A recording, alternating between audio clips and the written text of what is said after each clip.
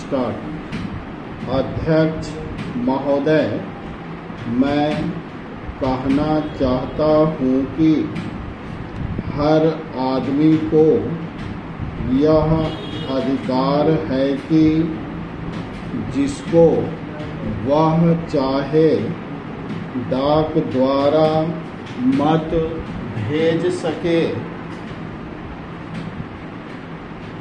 ऐसा तो नहीं है कि सभी मत किसी एक अधिकारी के सामने ही इकट्ठा करके भेजे जाते हैं।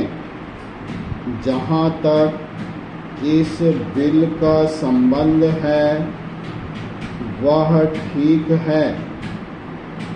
वह प्रारंभ में ही आना चाहिए था और मैं इसका समर्थन करता हूँ। मैं इस सदन के माननीय सदस्यों से भी निवेदन करता हूँ कि इस बिल को पास कर दिया जाए। खेती में उन्नति न होने का कारण क्या है?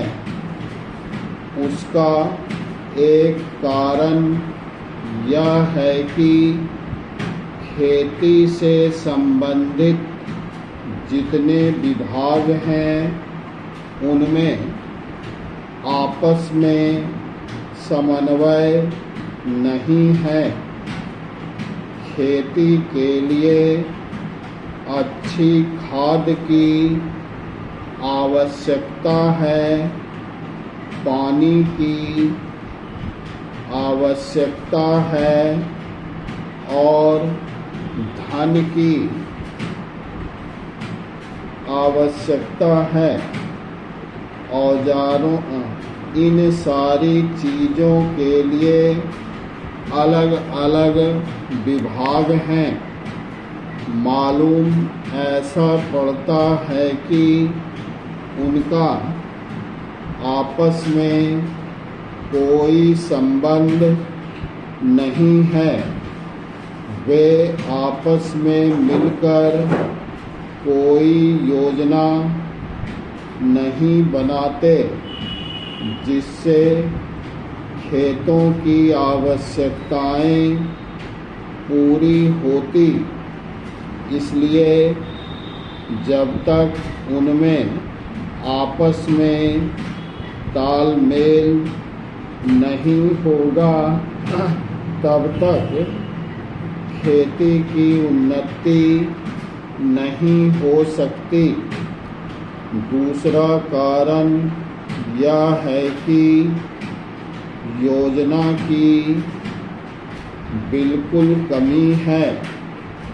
इसके अलावा कृषि कॉलेजों से निकले हुए जो स्नातक होते हैं, जो खेती की बातों को जानते हैं, उनमें से एक भी आदमी खेती करने के लिए तैयार नहीं है।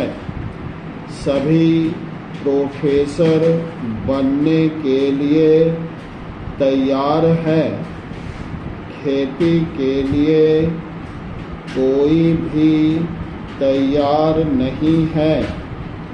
एक बात मैं माननीय मंत्री जी से विशेष रूप से कहना चाहता हूँ।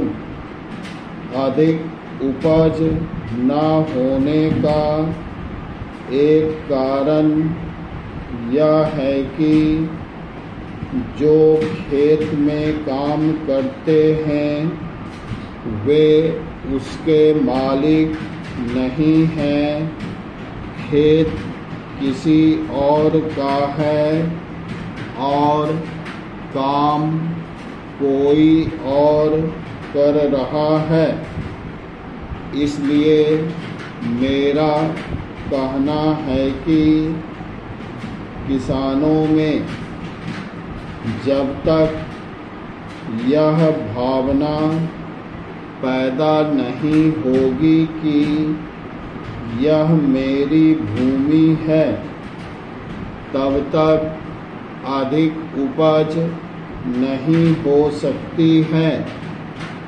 इसके लिए आप जब तक भूमि सुधार नहीं करेंगे तब तक कोई बात बनने वाली नहीं है।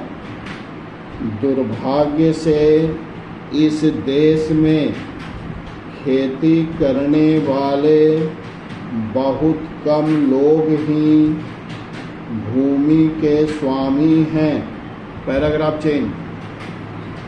खेती की उन्नति के मूल आधार हैं पानी, खाद, बीज, धन, उपज का उचित दाम और भूमि सुधार। इन सब की ओर कृषि मंत्रालय का ध्यान नहीं है। सरकार को प्रत्येक खेत को पानी और हर आदमी को काम देना सुनिश्चित करनी चाहिए।